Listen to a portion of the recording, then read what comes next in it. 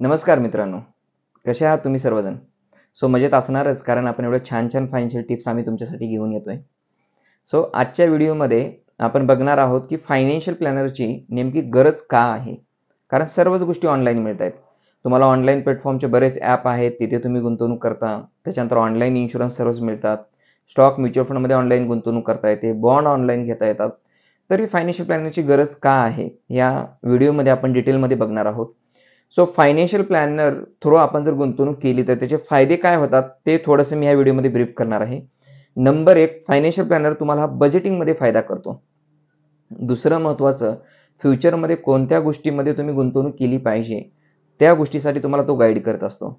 Third important, तुमच्या फ्युचरमध्ये exact तुम्हाला कुठल्या वर्षी किती फंड्स लागणार आहेत, ज्याला आपण फायनान्शियल गोल्स म्हणतो, त्यामध्ये तो प्लॅनर तुम्हाला हेल्प करत असतो. आणि फोर्थ इम्पॉर्टंट, इन केस जर कधी काही कुटुंबामध्ये इमर्जन्सी आलीच, तर कोणत्या गोष्टीमधले फंड्स त्यासाठी वापरायचे आणि फायनान्शियल बॅकअप किती ठेवायचा, यामध्ये फायनान्शियल प्लॅनर तुम्हाला गायडन्स करत असतो. तर आपण एक स्टेप बाय स्टेप आपण पुढे बघूया. फायनान्शियल प्लॅनर हा तुम्हाला योग्य बजेटिंग करण्यासाठी हेल्प करतो. आता बजेटिंग म्हणजे काय, तर सोप्या भाषेमध्ये जो काही तुमचा महिन्याचा खर्च आहे, सेव्हिंग्स आहेत, EMI आहे, लाईफस्टाईलसाठी खर्च आहे, ह्या कुठल्या गोष्टीसाठी किती पर्सेंटेज गेला पाहिजे, हा तुम्हाला फायनान्शियल प्लॅनर योग्य पद्धतीने गायडन्स करतो. जनरली ज्यावेळेस आपण गुंतवणूक करतो, त्यावेळेस आपण काय विचार करतो, की महिन्यातली जी काही आपण खर्च करून शिल्लक राहील अमाऊंट, ती राहिलेली अमाऊंट आपण सेव्हिंग करायचा विचार करतो. म्हणजे एखादा व्यक्ती जर महिन्याला 1,00,000 रुपये कमवतोय आणि त्या व्यक्तीचे खर्च होत आहेत 80,000 रुपये, तर तो व्यक्ती विचार काय करणार, की मला सेव्हिंग 10,000 रुपयेच करायला पाहिजे. पण तेच जर गोष्ट तुम्ही फायनान्शियल प्लॅनरकडनं करत असाल, तर ते तुम्हाला हेल्प करतात, की तुमच्याकडे जाणारा जो खर्च आहे 80,000 रुपये, तो करेक्ट गोष्टीसाठी जातोय का? दुसरी महत्त्वाची गोष्ट, कुठे काही तुमचे ओव्हर खर्च होत आहेत का? हे सुद्धा तुम्हाला फायनान्शियल प्लॅनर सांगतो. त्यामुळे होतं काय, तर तुमचं सेव्हिंगचं बजेट हे इन्हान्स होतं आणि तुमचा फायनान्शियल बॅकअप खूप चांगल्या पद्धतीने इन्क्रीज होतो. दुसरा महत्त्वाचा पार्ट जो आहे यामधला, गोल बेस्ड प्लॅनिंग. ज्यावेळेस तुम्ही स्वतः वैयक्तिक गुंतवणूक करता, त्यावेळेस त्यामध्ये तुम्ही मंथली 10,000 15,000 रुपये जी काही शिल्लक अमाऊंट राहते, त्यानुसार तुम्ही एक गुंतवणूक चालू करता. परत 2-3 वर्षानंतर काही पैसे जमा झाले, की काहीतरी गरज आपल्याला लागते, मग ते पैसे आपण विथड्रॉ करतो आणि मग फार काळ त्यामध्ये काही कंपाऊंडिंग बेनिफिट वगैरे काही क्रिएट होत नाहीत. दुसरं महत्त्वाचं, ज्यावेळेस तुम्ही गुंतवणूक करता त्यावेळेस गोल बेस नसल्यामुळे बऱ्याच वेळा आपल्याला गरज असते 25 लाखाची आणि आपल्याकडे सेव्हिंग असते फक्त 10 लाख रुपये. 15 लाख रुपये ती अमाऊंट आपल्याला लोनवर ॲडजस्ट करावी लागते. का? तर आपण आपल्या लाईफचे गोल सेट केलेले नसतात. हीच गोष्ट ज्यावेळेस आपण प्लॅनर थ्रू करतो, त्यावेळेस ते तुमचे फर्स्ट तुमचे गोल सेट करतात, की तुमच्या करंट एजपासून एज ऑफ 80 पर्यंत, म्हणजे जोपर्यंत आपलं आयुष्य आहे, त्या आपल्या आयुष्यामध्ये पैसे कुठे, कशासाठी आणि किती लागणार आहेत, ह्या सर्व गोष्टीचे गोल सेट करून त्याची एक पूर्ण अमाऊंट फिक्स केली जाते आणि मग तुम्हाला लक्षात येते, की पूर्ण आपलं लाईफ सर्व्हाइव्ह करण्यासाठी एक्झॅक्ट अमाऊंट किती असायला पाहिजे. त्या गोष्टी सेट झाल्यामुळे तुम्हाला फायदा काय होतो, तर प्रत्येक गोष्टीसाठी सफिशियंट अमाऊंट तुम्हाला प्लॅन करता येते आणि भविष्यामध्ये तुमची लोनवरची डिपेंडन्सी कमी होते. म्हणून गोल बेस प्लॅनिंग सेट करण्यासाठी फायनान्शियल प्लॅनरची गरज महत्त्वाची आहे.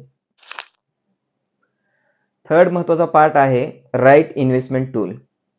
याचं एक्झाम्पल एक सांगतो, की ज्यावेळेस आपल्याकडे आपण आजारी पडतो आणि एखाद्या डॉक्टरकडे जातो, त्यावेळेस जी मेडिसिन घेतो, ती मेडिसिन कोण सिलेक्ट करतं, डॉक्टर की आपण? तर आपल्याला डॉक्टर सांगतात, की तुम्ही या कंपनीची ही मेडिसिन घेतली पाहिजे. पण ज्यावेळेस आपण गुंतवणूक करतो, त्यावेळेस आपण फायनान्शियल प्लॅनरचा सल्ला न घेता आपण स्वतः काही प्रॉडक्ट घेतो, त्यामध्ये गुंतवणूक करतो आणि मग कळतं, की 4 वर्षानंतर त्याचे रिटर्नच नाहीयेत. एखादी इन्शुरन्स पॉलिसी घेतली, हॉस्पिटलमध्ये ॲडमिट झालं, कळतं, की हा क्लेमच मिळत नाहीये. टर्म इन्शुरन्स घेतला, त्यामध्ये टर्म्स कंडिशन बऱ्याच आहेत. बरं, त्यामध्ये जर काही झालं तर आपण बघायलाच नसतो. कारण टर्म इन्शुरन्स अशी गोष्ट आहे, की ती एकदा फेल झाली, की परत घेता येत नाही. त्याच्यानंतर बॉन्ड सारख्या काही गुंतवणूक आहेत. अशा सर्व गुंतवणुकीसाठी तुम्हाला राईट प्रॉडक्ट तुमच्या कुटुंबासाठी कोणतं योग्य आहे, त्याचे ड्रॉबॅक काय आहेत, त्याचे बेनिफिट काय आहेत, हे तुम्हाला फायनान्शियल प्लॅनर हे योग्य पद्धतीने समजावून सांगतात. याचा फायदा काय होतो, तर भविष्यामध्ये आपल्याला लो रिस्कमध्ये चांगले रिटर्न मिळतात आणि तुमच्या पोर्टफोलिओला एक चांगली स्टेबिलिटी मिळते. जिथे तुम्ही गुंतवणूक करून तुमची नेटवर्थ 1 पट होणार होती, तिथे फायनान्शियल प्लॅनरच्या सजेशननी तुमची नेटवर्थ 2 टाइम्स किंवा 3 टाइम्स आपल्याला करता येते. यामधला फोर्थ इम्पॉर्टंट पार्ट आहे की फायनान्शियल प्लॅनर हे तुम्हाला करंट इमर्जन्सी बॅकअप किती असायला पाहिजे आणि फ्युचरमध्ये तुमचे कंटिन्युअसली पोर्टफोलिओ रिव्ह्यू ठेवून तुमच्या इन्व्हेस्टमेंट इन्हान्स करण्यासाठी हेल्प करतात. एक्झाम्पल आपण समजून घेऊ की बऱ्याच वेळा ज्यावेळेस तुम्ही वैयक्तिक गुंतवणूक करता त्यावेळेस तुमच्याकडे इमर्जन्सी बॅकअप फंड नसतो आणि मग काही इमर्जन्सी आली की आपण इमिडिएटली फ्युचर इन्व्हेस्टमेंट ब्रेक करतो किंवा कर्ज घेतो, क्रेडिट कार्ड वापरतो. सो ही गोष्ट सुरुवातीलाच प्लॅनिंगमध्ये अवॉइड केली जाते आणि एक बॅकअप ठेवला जातो. त्यामुळे होतं काय, इमर्जन्सी गरज लागली की तो तुम्हाला इमर्जन्सी फंड वापरता येतो. नाही तुम्हाला लोन घेण्याची गरज नाहीये किंवा फ्युचर इन्व्हेस्टमेंट ब्रेक करण्याची गरज नाहीये. दुसरा महत्त्वाचा पार्ट की फायनान्शियल प्लॅनर आणखी एक तुम्हाला हेल्प काय करतात, तर दर 6 महिन्याला किंवा वर्षाला तुमचे रिव्ह्यू घेतात. या रिव्ह्यूमध्ये काय होतं की जर तुमचं उत्पन्न इन्हान्स झालंय किंवा खर्च वाढलेत, हे प्रत्येक वेळी करेक्ट केलं जातं. आपल्याकडे वैयक्तिक ज्यावेळेस आपण गुंतवणूक करतो त्यावेळेस या गोष्टी केल्या जात नाहीत. आपण सुरुवातीला केलेली गुंतवणूक असते 10,000 रुपये आणि मग 3 वर्षानंतर आठवतं की अरे आपल्याला आता सेव्हिंग वाढवायला पाहिजे. मग परत आपण 5,000 वाढवतो. पण तीच जर गोष्ट तुम्ही फायनान्शियल प्लॅनरकडनं केली असती तर त्या 3 वर्षामध्ये जवळपास तुमची 2 ते 3 वेळा इन्व्हेस्टमेंट इन्हान्स झाली असती. मग तो जो काही गॅप पडतो आपल्या इन्व्हेस्टमेंटमध्ये, तो gap financial planner through planning केल्यामुळं गुंतवणुकीमध्ये पडत नाही आणि या गोष्टीमुळं आपल्याकडे सेव्हिंग्स हे खूप चांगल्या पद्धतीने इन्हान्स होते आणि आपली फायनान्शियल ॲसेट ही स्ट्रॉंग्स होते. यामधला फिफ्थ इम्पॉर्टंट पार्ट आहे तो म्हणजे की फायनान्शियल प्लॅनर हे तुमच्या ज्या काही गुंतवणूक आहेत, stocks, mutual fund, life insurance, bond, NPS, PPF, NSE किंवा अदर काही ठिकाणी आपण स्टॉक्स घेतलेले असतील, तर हे सर्व गोष्टी तुम्हाला स्ट्रक्चराइज वेमध्ये ठेवतात आणि ते कंटिन्यू अपडेट ठेवतात. एक्झाम्पल सांगतो की माझ्या क्लायंट्सच्या एका रेफरन्स थ्रू एक मला हेल्प त्यांनी मागितली की त्यांच्या नातेवाईकाची एक ॲक्सिडेंटल डेथ झाली होती आणि त्यामध्ये ज्यावेळेस मी पूर्ण त्यांच्या गुंतवणूक बघितल्या तर त्यांनी 8 ते 9 ठिकाणी गुंतवणूक केली होती. पण त्यातल्या 6 ते 7 गोष्टी ह्या लॅप्स होत्या. बऱ्याचशा इन्शुरन्स पॉलिसीचे प्रीमियम वेळेवर भरलेलेच नव्हते. त्यानंतर बऱ्याचशा काही स्टॉक्समध्ये गुंतवणूक केलेली त्याचा पोर्टफोलिओ मायनसमध्ये होता. काही त्यांचं नॉलेज नसल्यामुळे त्यांनी गुंतवणूक म्हणून अशीच ठेवलेली होती.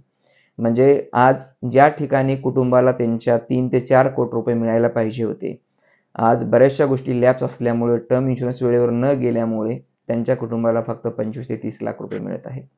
म्हणून फायनान्शियल प्लॅनर हा तुमच्या सर्व गुंतवणूक वेल स्ट्रक्चर, मेंटेन आणि जे काही काळानुसार नवीन चेंजेस येत आहेत त्यानुसार तुम्हाला अपडेट ठेवण्याचं काम करतो. मित्रांनो, ह्या गोष्टीचा फायदा एवढा चांगल्या पद्धतीने होतो की जिथे तुमची नेटवर्क सिंगल टाइम्स होणार होती तीच गुंतवणूक तुम्ही योग्य फायनान्शियल प्लॅनर थ्रू केली तर तिथे तुमची 3 टाइम्स किंवा 4 टाइम्स करता येते. सो अधिक माहितीसाठी या नंबरला तुम्ही कॉन्टॅक्ट करा किंवा तुमच्या कॉन्टॅक्ट्समध्ये योग्य कोणी प्लॅन असेल तुम्ही त्यांच्याकडनं सुद्धा करू शकता.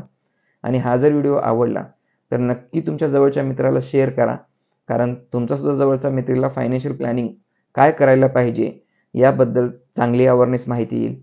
आणि हा जर व्हिडिओ आवडला तर चॅनलला नक्की सबस्क्राईब करा.